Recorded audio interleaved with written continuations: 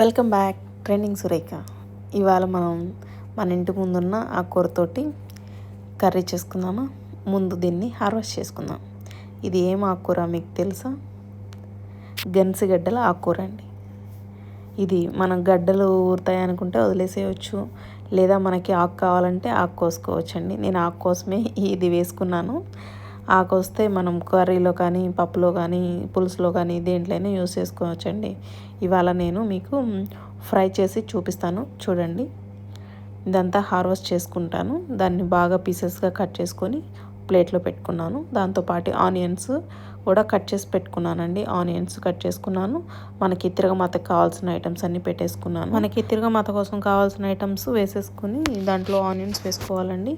మనకి తిరగమాతలో ఆవాలు, జీలకర్ర, మినపప్పు వేసుకున్నాము. కొంచెం వెల్లుల్లి ఉంది కదండి, దాన్ని కచ్చా పచ్చగా దంచుకొని వేసుకున్నాము. ఆనియన్స్ కొంచెం వేగిన తర్వాత కొంచెం సాల్ట్ వేసుకున్నామండి, తొందరగా మగ్గుతాయని చెప్పేసి. మనం ఆనియన్స్లో ఉండే వాటర్ మొత్తం కొంచెం డ్రై అయిపోవాలండి, లేదా లాస్ట్లో మనకి కొంచెం స్వెట్గా అనిపిస్తుంది, అంటే నెమ్ముగా ఉంటుంది. అందుకోసం అని చెప్పేసి ఆనియన్లో ఉండే వాటర్ అన్నీ కూడా నీకు అంటే పొడి పొడిగా అయ్యేదాకా ఎంచుకోవాలండి.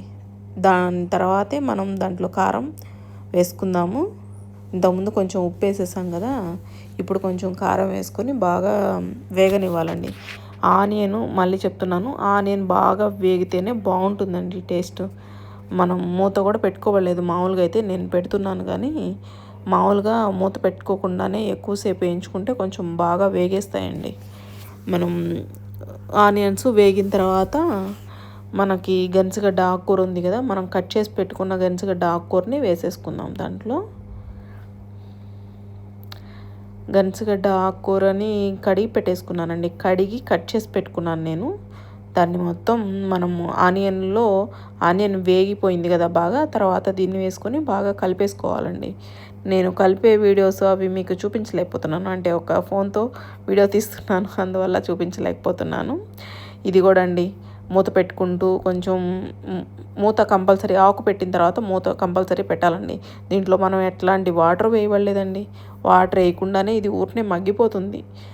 మగ్గిపోయిన తర్వాత మనం కొంచెం సాల్ట్ వేసుకొని పప్పుల పొడి వేసేసుకుంటే సరిపోతుంది. ఆకుని మాత్రము మనం దగ్గరే ఉండాలండి, చిన్న మంట మీద పెట్టుకొని కొంచెం కలుపుకుంటూ ఉండాలి. హై ఫ్లేమ్ దీనికి పనికిరాదండి. మనం కలుపుకుంటూ చూసుకుంటూ ఉండాలి. ఆకు ఉడికిన తర్వాత సాల్టు, పప్పుల పొడి వేసుకొని దించేసుకోవచ్చు, లేదా మీకు ఏ పొడి ఉన్నా వేసుకోండి, పప్పుల పొడి కానీ ఏదైనా కానీ. నేను వేరుశనగ పొడి వేసానండి, చాలా బాగుంటుంది. కొబ్బరి వేరుశనగ పొడి.